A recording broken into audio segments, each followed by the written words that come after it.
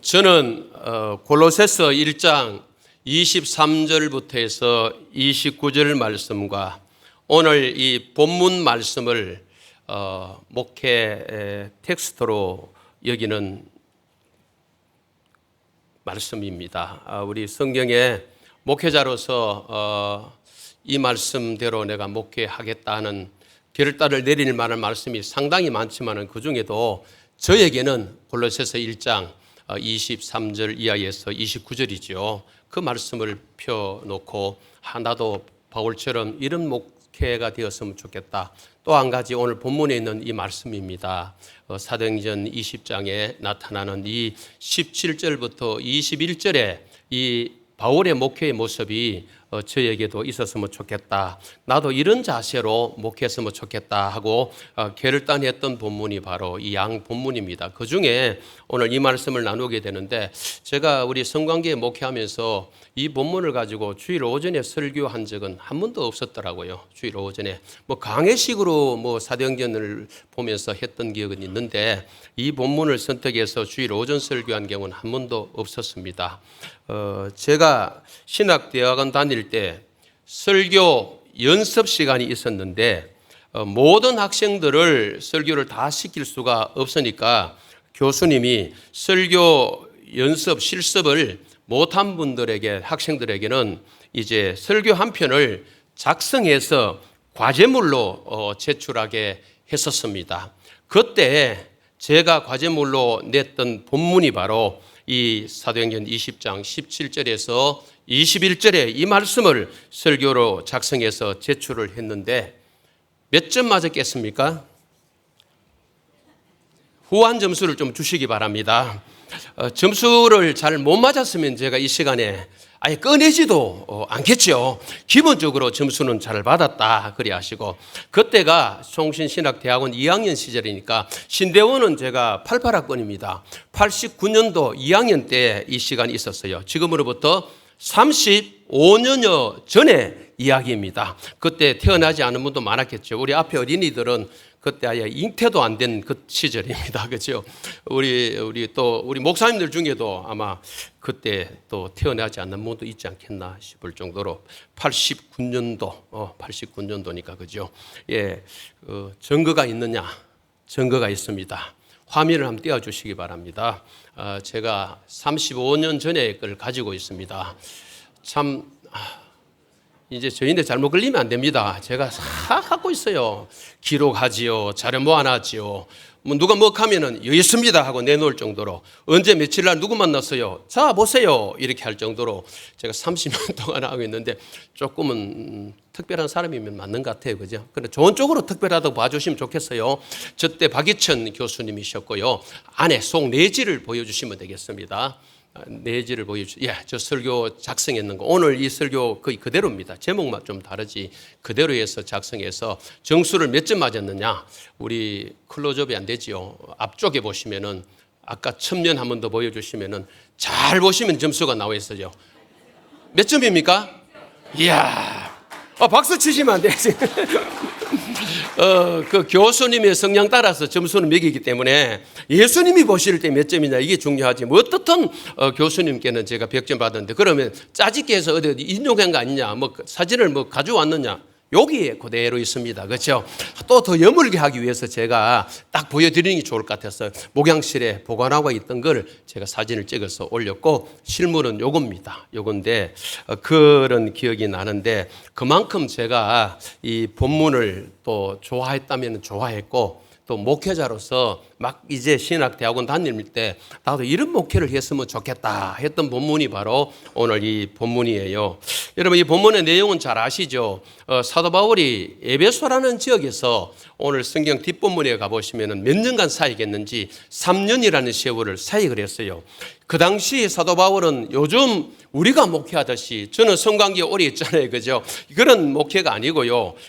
순회 전도자였지 않습니까? 그래서 한 지역에 바울이 오래 머물지를 못합니다. 그러는 중에 최고로 오래 머물렀던 곳이 어디라고요? 에베소입니다. 에베소에 3년간 머물렀죠. 3년간 머물러서 사역했던 그 사역에 대한 회고입니다. 목회라면 목회 회고인데 그 바울이 3년 사역했던 에베소 교회의 그 장로님들을 밀레도라는 섬에 불러놓고, 여기는 에베소로부터는 적어도 40-50km 떨어진 곳이에요. 거기 장로님들을 불러놓고 설교라면은 고별 설교한 내용이 바로 오늘 본문의 내용입니다. 이 바울의 설교 내용, 마지막 그 장로님들과 헤어지기 전에 나누었던 이 말씀들이 목양의 태도, 목양의 자세라 그럴까요? 그리고 교회 섬김의 태도는 어떤 태도로 섬겨야 되는지, 어떤 자세로 섬겨야 되는지를 너무나 선명하게 잘 보여주고 있습니다. 이 본문을 통해서 하나님의 일꾼인 우리가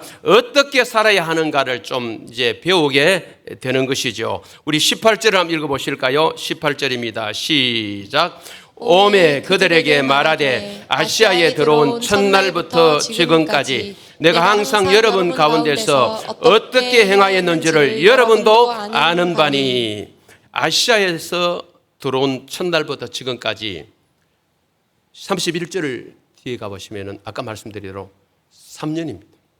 3년 동안 내가 항상 여러분 가운데 어떻게 행한 여러분도 아는 바니, 항상 여러분 가운데서 어떻게 행했는지, 입의 말과 삶을 어떻게 살았는지 여러분들은 다 안다. 이게 안다 그럴 때에 지식적으로 아는 것 아닙니다. 3년간 나를 지켜보고 나와 함께 하면서 너희들이 나의 삶을 다 봤지 않느냐?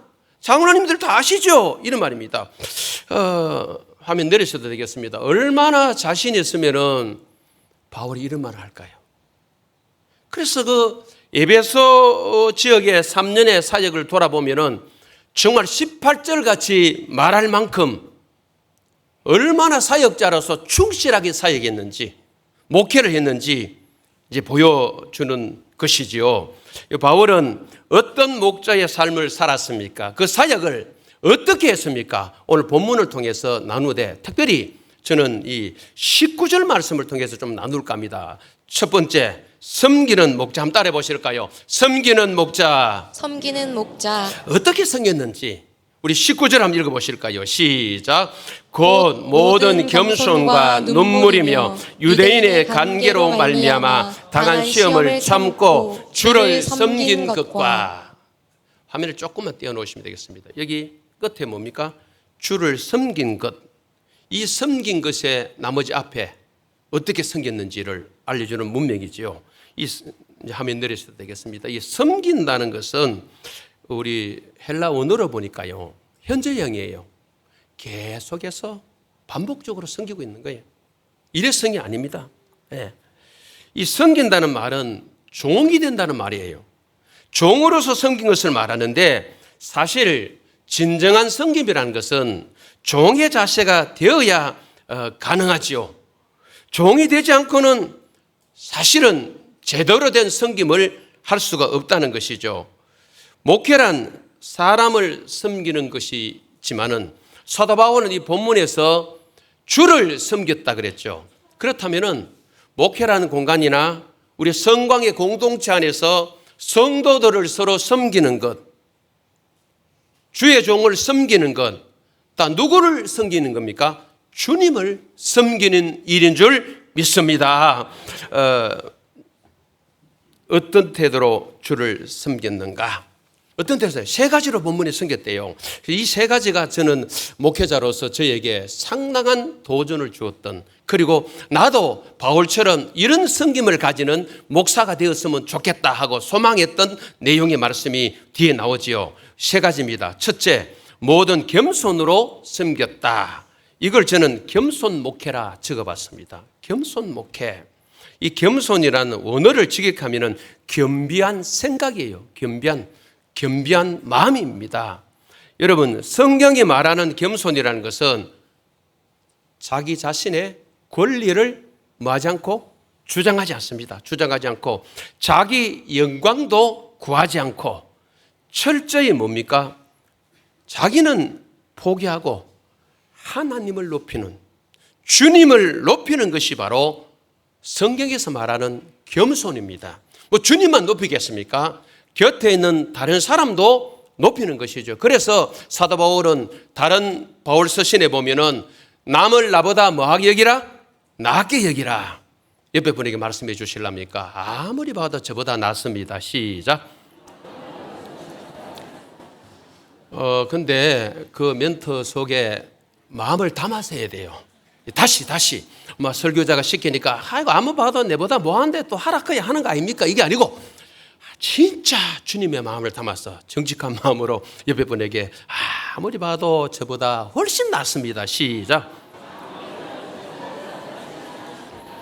예, 좋습니다. 예, 우리가 주의 은혜를 입어서 이렇게만 살아가면 얼마나 좋겠어요. 자꾸 남과 비교해서 나는 네보다 낫다, 내가 탁월하다, 너희 자녀보다 우리 자녀가 낫다, 자꾸 이런 사람과 비교해서 그러면은 나타나는 게 뭘까요? 교만입니다. 그래서 우리 새벽 기도 시간에 에르미야서를 묵상하지만은 교만은 정말 안 좋은 거예요.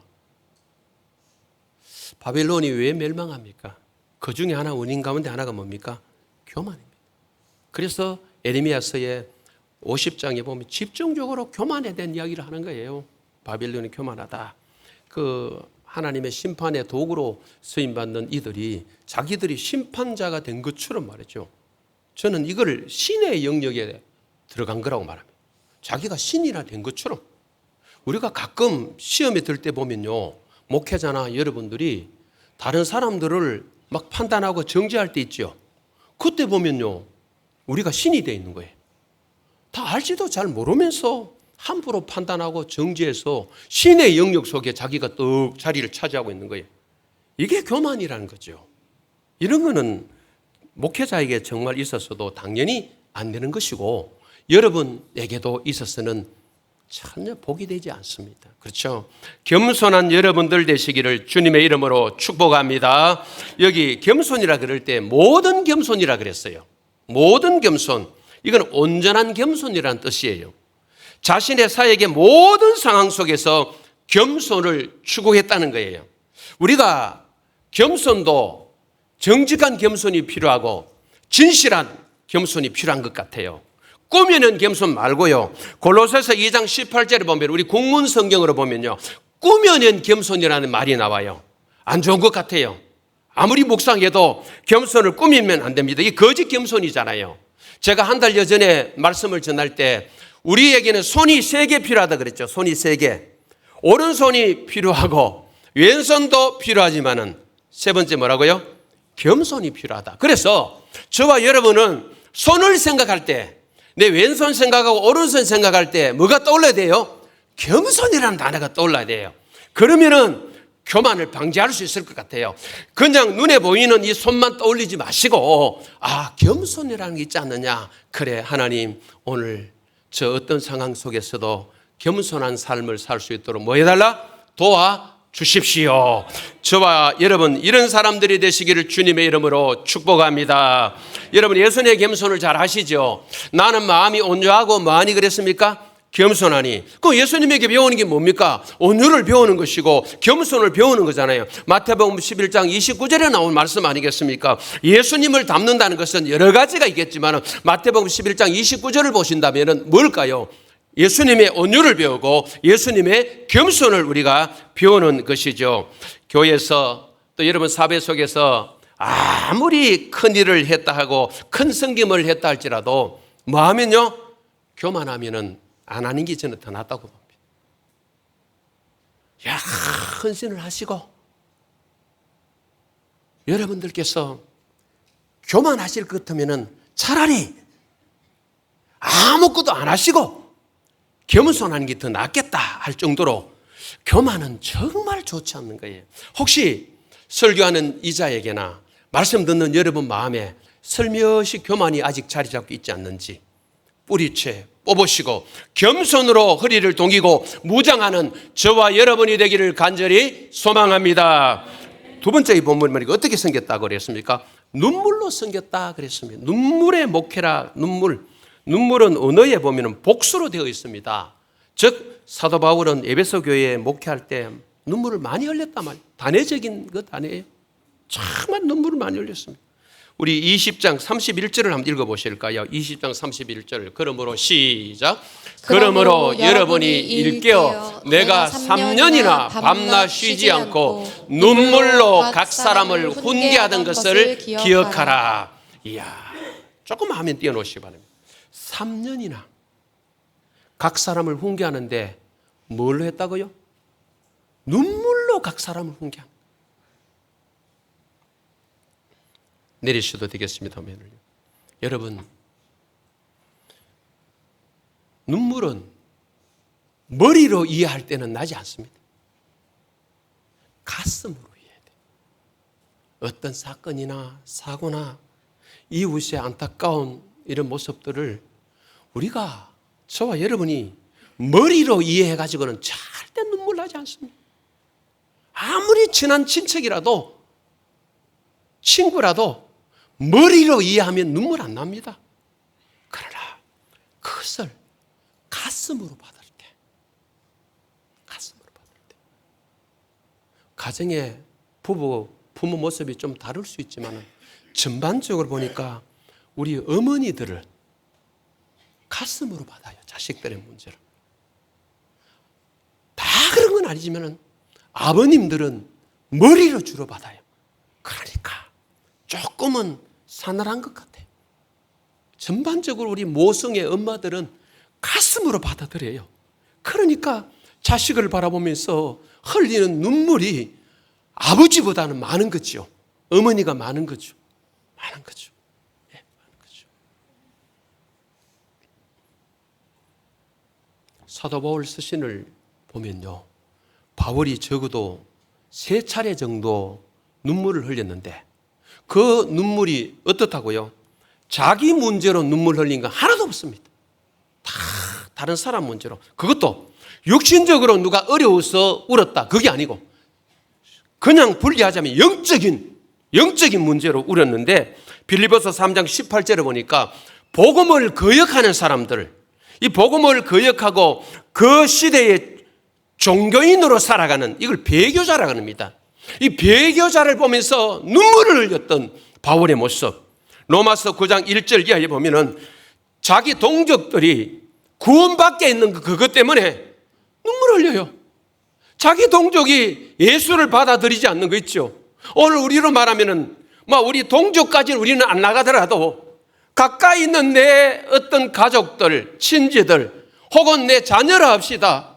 부모님이, 남편이, 자식이 예수를 안 믿어가지고 그때 흘리는 눈물, 사도 바울 같으면 울었을 것 같아요. 동족을 때문에 울었다면 가까이 있는 자기 가족을 위해서 울지 않았겠어요? 물론 장가를 가지고 않았죠. 결혼하지 않았기 때문에 자식은 없었고 아내는 없었지만 가까이 있는 사람을 왜 울지 않았겠어요? 자기 동족을 위해서 울었던 사도 바울이라면 오늘 우리의 눈물을 한번 점검해 봤으면 좋겠어요. 여러분, 드라마 보다가 우십니까? 영화 보고 우십니까? 무엇 때문에 우십니까? 울 수 있겠지요. 울 수 있지만, 그러나 주님이 정작 원하시는 눈물은 뭘까요?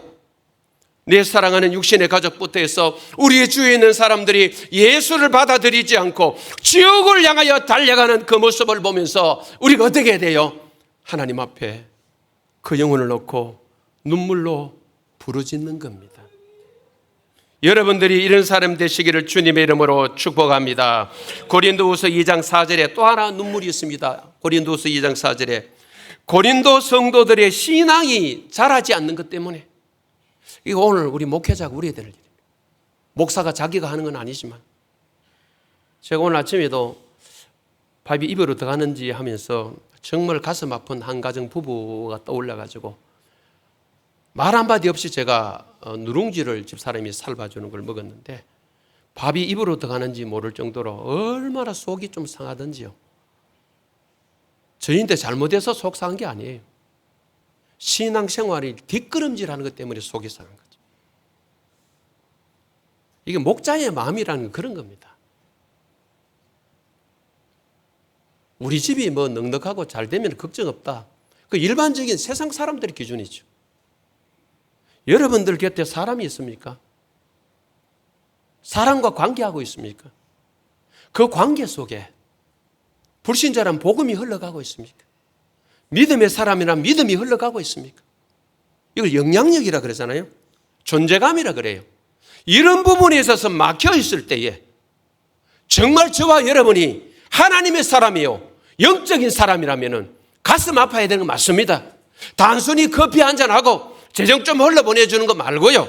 그것도 필요합니다. 어려운 이웃 구제해야 되죠. 도와줘야 되죠. 그러나 최고의 사랑은 뭘까요?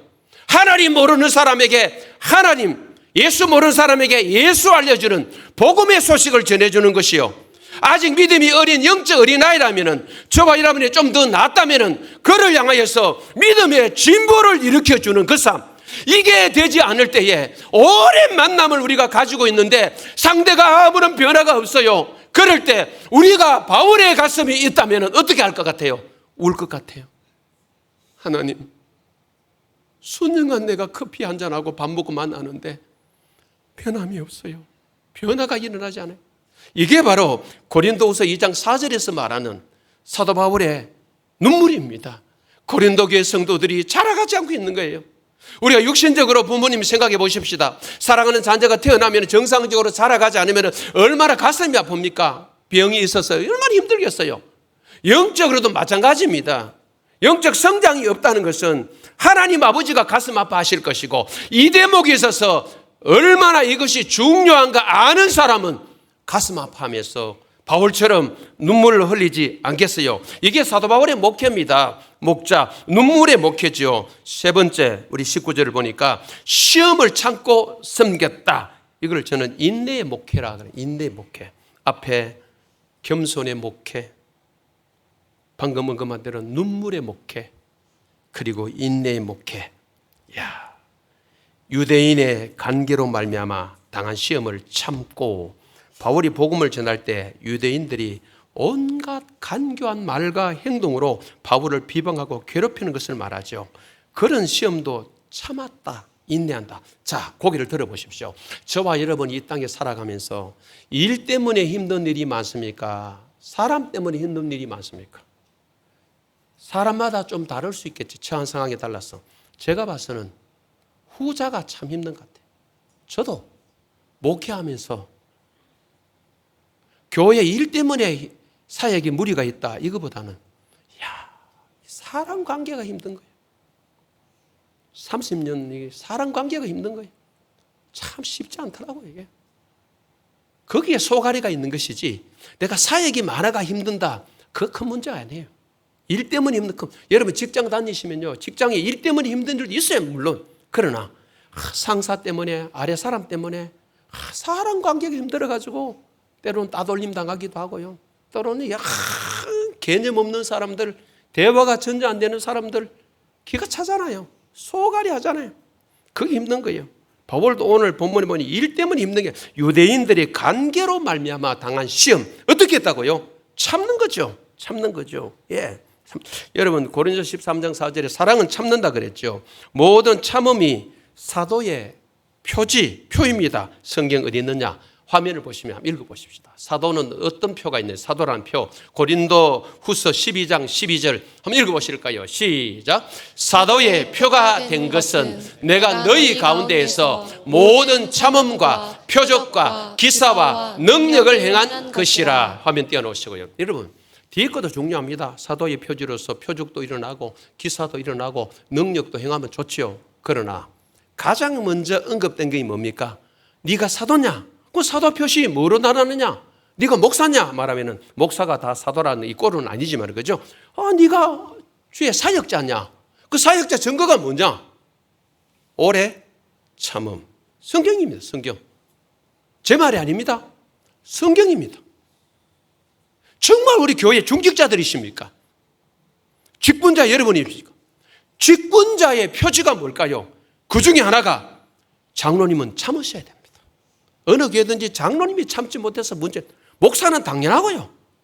직분자들이 참아야 됩니다. 이게 없어서 교회를 어렵게 하는 일 저는 한두 번 본 게 아닙니다. 여전히 진행형으로 이 지역에도 일어나는 교회들이 있어요. 못 참아가지고 막 공식 석상에 쏟아내버리고 막말해버리고 상대를 향해 폭언해버리고 이 뒷감당 어떻게 하려는 거죠? 그래서 잘 들으십시오. 말을 함부로 하는 사람들 입에 말을 보면은 책임이라는 단어가 없어요. 책임이라는 단어가 따르면은요, 입술에 말을 함부로 말할 수 있는 게 아니에요. 우리는 어떤 말을 하려고 하다가 뒤에 이 말에 책임이 따른다고 딱 생각하면요, 함부로 말 못해요. 우리는 그거 생각하지 않기 때문에 막 쏟아내는 거잖아요. 그래서 어렵는 거죠. 유대인의 이런 시험 속에서도 사도 바울은 사도로서 인내하는, 그래서 목회자로서 갖춰야 될 덕목이 참 많지만은 저는 정말 중요한 것이 인내라고 생각합니다. 인내 없이는요, 목회가 안 돼요. 개척교회 목사든 큰 교회 목사든 기성교회 목사, 교회 사회적 관계없이 목사는 누구든지 뭐 해야 됩니까? 인내가 있어야 돼요. 이거 인내, 뭐에 대한 인내? 하나님에 대한, 하나님 하신 일에 대한, 안 이루어주십니까 하는 하나님에 대한 인내. 또 사람에 대한 인내. 사람이 막 바뀌지 않더라도, 눈물을 흘리더라도 기다려야 됩니다. 사람에 대한 인내. 또 환경에 대한 인내. 환경이 변하지 않더라도 주님, 믿음의 사람으로서 목사뿐 아니라 여러분 성도로서도 마찬가지입니다. 하나님이 하시는 그 일에 대해서 인내 오래 참음이 필요하고, 사람에 대한 인내도 필요합니다. 환경에 대한 인내도 필요합니다. 인내의 사람들이 되시기를 주님의 이름으로 축원합니다. 신앙생활을 오래 할수록 우리는 방금 이 말씀처럼 더 겸손해지고 눈물이 더 많아지고 인내가 더 풍성한 삶이 되면 얼마나 좋겠습니까? 그런데 문제는 목사나 여러분들이 거꾸로 갈 수도 있는 거죠.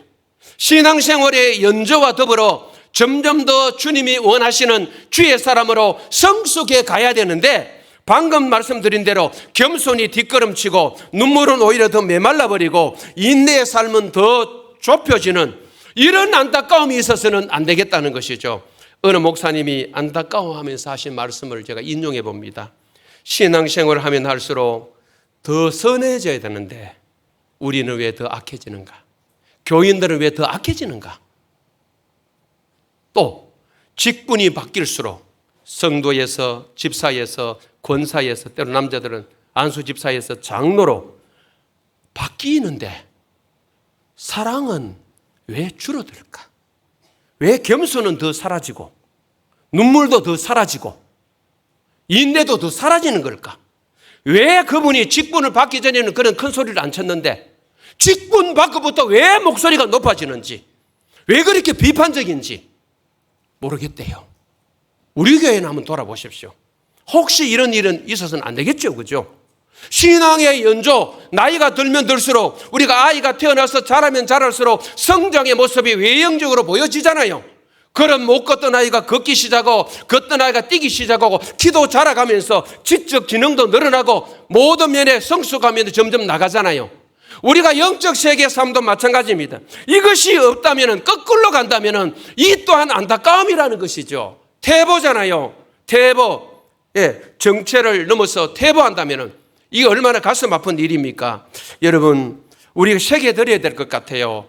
목사 연조가 오래되면 오래될수록 저는 오늘 바울이 말한 이런 겸손이 있는지, 눈물이 있는지, 인내가 있는지, 30년 전에 저를 만났던, 지하에서 만났던 저를 보면서 30년 이후에 오늘 우리 목사를 보니까 교만한 구석이 더 늘어나지는 않았는지, 저는 늘 기도 제목 가운데 하나가, 하나님, 교회인들 처음 만났을 때 그 모습이나 마지막 헤어질 때 그 모습이나 내가 똑같았으면 좋겠습니다. 저희 기도 제목이에요. 기도 제목이라니까요. 내가 그렇게 산다는 게 아니고요. 지하에서 만났을 때 그때 우리 조목사 이 사람하고 30년 지난 우리 교회가 성장했고 숫자적으로 늘어났던 이 교회 속에서 이 조목사, 그때 그 모습과 별반 없네. 이거는 지하 교인들이 판단해야 되는 모습입니다. 조영농 교인들이 그 다음에 판단해야 되는 모습. 물론 하나님의 판단이 가장 귀합니다. 하나님이 나를 어떻게 보시느냐, 교만한 구석이 없느냐. 베드로 전서에 보니까 겸손으로 허리를 뭐하라고 그래요? 동이라 그랬는데, 겸손으로 무장된 것이 아니고 내가 교만으로 똘똘 뭉쳐져 있는데 이 인간은 아닌지 돌아본다는 것이죠. 사도 바울을 통해서 겸손의 목회, 눈물의 목회, 인내의 목회, 우리 성광교회 목회자들이 그렇게 되었으면 좋겠고, 사랑방 목자님들이 그렇게 되었으면 좋겠고, 중직자들이 그렇게 되었으면 좋겠고, 모든 성도님들이 그렇게 되었으면 좋겠습니다. 할렐루야. 두 번째, 20절을 통해서 전하며 가르치는 목자. 20절 한번 읽어보실까요? 20절 시작.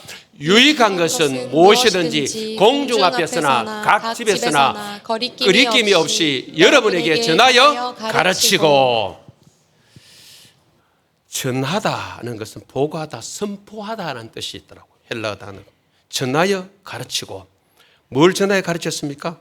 유익한 것은 무엇이든지 전하여. 여기 유익하다는 것은 복음으로 보는 것이 참 좋고요. 그 다음에 본문과 연결돼 뒤에 구절을 본다면은 우리 21절이죠. 21절 말씀에 회개와 믿음으로 보는 것도 좋습니다. 회개와 믿음. 그 다음에 27절 말씀을 본다면은 하나님의 뜻으로 보는 것도 좋습니다. 어떻든 영적으로 유익한 것은 사도 바울이 뭐합니까? 무엇이든지 전하여 가르치려고 했다. 그 다음에 공중 앞에서나 각 집에서나 어디서든지 전하여 가르쳤다. 시간과 장소를 가르치지 않고 뭐 한 거예요? 가르쳤다. 전천후 교육, 전방위 교육입니다. 이렇게 했다. 그리고 세 번째, 거리낌 없이 전하여 가르쳤다. 두려움 없이 사역했다. 인간의 눈치만 보면 이런 사역 못하겠죠. 우리 성경 한번 떼어주시고 한번 읽어보실까요? 20장 26절 27절 시작. 그러므로 오늘 여러분에게 증언하거니와 모든 사람의 피에 대하여 내가 깨끗하니 이는 내가 꺼리지 않고 하나님의 뜻을 다 여러분에게 전하였습니다. 여기 모든 사람 피에 대해 깨끗하다. 이 말씀은 바울의 선지자적 의식을 보여주는 거예요. 선지자 또는 목사는 사람이 듣든지 안 듣든지 뭐 말씀을 전해야 돼요? 하나님 말씀을 전했는데, 말씀을 전했는데 상대가 안 받아들이면은 그 피에 대해서 책임을 하나 묻지 않는, 안 받아들이는 것에 책임을 묻지 않는 거예요. 그러나 전하지 않으면은 그 피값을 우리에게 찾겠다고 구약 성경을 인용하면은 에스겔서와 에스겔 33장 두 장에 걸쳐서 반드시 나오지요. 피값 찾겠대요. 그만큼 선지자로서 목회자로서 하나님 말씀을 전했는데 안 받는 거는 그 사람 책임이고, 전하에 됨에도 불구하고 겁이 나서 성도가 뭐 시험에 들까 봐 성도가 두려워서 또 힘 있는 성도인지라 내가 못 전했다. 그때 하나님이 누구에게 책임 묻습니까? 저에게 묻습니다. 목사인 네가 성관계 단임 목사로 세워졌더니만은 사람 겁내가 말씀 못 전했네. 복음을 제대로 전하지 않았네. 누가 걸릴까 봐 이 사람이 걸리고 저 사람이 걸릴까 봐 네가 하나님 말씀 그대로 전하지 않았네. 책임을 내게, 그걸 핏값이라 그래요. 얼마나 무서운 겁니까? 이걸 찾겠다는 거죠. 그죠? 예, 선지자에게 찾겠다. 그죠? 에스겔 3장 18절에서 21절에 나오고 있는 것을 보게 되죠. 예, 여러분, 현대교회는 아시다시피 양심을 찌르는 설교, 죄를 나무라는 설교, 부담을 주는 설교, 회개 설교를 참 싫어하면 힘들어합니다. 그러나 여러분 기도하십시오. 성관 강단이 여러분이나 제가 듣기 좋은 말씀만 전하는 강단이 아니고 하나님의 말씀 액면 그대로 엑기스 그대로 전해지는 강단이 되게 하여 주시옵소서. 이게 교회예요. 세상 그 좋은 말 들으면 교회 안 하셔도 됩니다. 여러분 듣기 좋은 거 얼마나 웃기는 거 많습니까? 그죠? 그거 하시면 되죠. 마지막 하나 간단하게 요약하겠습니다. 우리 정언하는 목자 21절 세 번째 정언하는 목자 21절을 한번 읽어보실까요? 시작. 유대인과 헬라인들에게 하나님께 대한 회개와 우리 주 예수 그리스도께 대한 믿음을 정언한 것이라. 그렇죠. 이 정언한다는 것도 현재형이에요. 한 번만 전하고 만 거 아니에요. 계속 반복해서 전했는데 두 가지를 전했습니다. 첫째 뭡니까? 회개를 정언했다. 참 듣기 힘들어한 회개. 그래서 화면을 떼어주십시오. 마태복음 3장 2절에 세례자 요한이요 가장 먼저 뭐하라 그랬습니까? 회개하라. 예수님도 마태복음 4장 17절을 떼어주시기 바랍니다. 뭐하라 그랬습니까? 회개하라. 천국이 가까웠다. 회개를 전하신 거예요. 그리고 믿음에 대해서 정언한 것이죠. 믿음에 대해서 여기까지 말씀을 나누면서 우리 목사님 한 분을 잠깐 소개하고 시간이 조금 지나갑니다만 말씀 마무리할까 하면, 여러분 정말 우리 바울의 목회, 바울의 중심을 가지고 목회했던 한 분, 제가 저보다는 20여 년 연장자이신데 우리 73년도에 교회를 개척하셔서 2009년에 올로 추대되신 목사님이 계시는데, 이 목사님이 바울의 마음을 가지고 목회하시다. 이분의 일화가 여러 가지가 있는데 그 중에 하나가 두 가지만 소개하겠습니다. 신방을 얼마나 열심히 했던지, 교인들 가정을 얼마나 찾았던지, 어린 딸을 집에 이어놓고 문을 잠그고 신방 갑니다. 요즘 같으면 아동학대입니다. 어린이집에 뭐 보냈겠지만. 갔다 오니까 뜨거운 물에 손이 다 돼 있는 거예요. 지금도 그 딸은 손에 얼룩을 쥐고 결혼 생활을 하고 있어요. 두 번째는 더 큰 겁니다. 아들이 있었는데 어느 해에, 옛날에는 8월 15일 날 교회 위로에 많이 갔습니다. 교사 위로 여름 행사 끝나고 바닷가에 갔는데 여집사님 한 분이 바닷가에 허우적거리고 물이 빠진 거예요. 이걸 목사님 아들이 뛰어들어 가지고 여집사님은 구해내고 아들은 죽은 거예요. 그 아들이 27살 무렵에 아버지에 의해서 신학대원 가서 목회하겠다고, 신대원 가서 목회하겠다고 꿈꿨던 아들이, 그 후로 이 목사님은 그 교회에 20년 넘게 목회를 더 하시다가 은퇴를 하셨는데 여집사님은 거기 출석을 하고 계시고, 그런데 목사님 입에서 죽은 아들에 대한 언급이 한 번도 없었다는 거 아닙니까? 그러면서 꼿꼿하게 오늘 바울처럼 이렇게 목회하시다가 은퇴하셨는데, 그러다 보니까 거기에 장로님들 중에 이런 말을 해요. 장로님 한 분이, 우리 목사님이 교회당을 팔았다고 해도 그럴 만한 이유가 있겠지요. 자기 그렇게 생각한다. 그러면서 그 옛날에 자기 집에 TV 들어놓기 전에 목사님 집에 TV를 먼저 들어놓고, 자기 성룡차 사기 전에 운전 면허증도 없을 시절에 이 목사님이 사택마당에 목사님이 성룡차를 사드려요. 이게 어떻게 가능합니까? 오늘 이 시대에 이런 목사가 있느냐는 거죠. 제가 질문입니다. 정말 옥하는 목사님처럼 길 가며 자기 가족 태워가다가도 교인 지나가면 가족 사모 내리라고 교인 태워갔다 가잖아요. 그러니까 서울 사랑의 교회가 그냥 세워진 교회가 아니야. 하나님의 은혜로 세워졌지만은 목사님의 중심이 교인들을 얼마나 사랑했는지, 교회를 얼마나 사랑해 보여주는 하나의 단면이잖아요. 그렇게 사역했던 거예요. 그러니까 장로님들이 이런 말 하는 거죠. 우리 집에 내 집보다 목사님께 더 귀하고 목사님 먼저. 이게 어떻게 그런 헌신적인 삶이 있었기 때문에 내가 자랑질 안 해도 교인들은 다 안다는 거죠. 아니까 보세요. 그런 삶을 살았던 것 아니겠습니까? 오늘 이 시대에도 저는 꿈을 꿔봅니다. 제가 물론 바울 같은 이런 목자가 되었으면 좋겠고, 오늘 이 시대에 많은 후배 목사님들 대해서 우리 모두가 바울과 같은 이런 목자, 방금 소개했던 이 이름 제가 다 압니다. 목사님 연세도 알고요. 아직 살아계세요. 그 장로님도 아직 살아계세요. 이분들처럼 정말 교회를 진심으로 사랑하고 또 그렇게 사랑하는 목회자 곁에서 목사를 뭐한다? 존중히 여길 줄 아는 사람. 이게 한국교회가 좀 회복되었으면 좋겠어요. 그거 존중받으려고 한 게 아니고 삶의 결과물로 보너스로 따라오는 거지, 그거 얻으려고, 그거 인정받으려고 아니야. 주님 앞에 사랑하니까 사람이다 아는 거죠. 여러분, 섬기는 목자, 전하여 가르치는 목자, 정언하는 목자, 우리 교회 목회자들 뿐에서 우리 중직자들, 우리 목자들이 그렇게 되었으면 좋겠고, 성광에 가지고 온 성도님들이 바울의 중심을 가지고 살아가는 우리의 삶이 되었으면 좋겠습니다. 승리하는 저와 여러분이 되기를 간절히 소망합니다.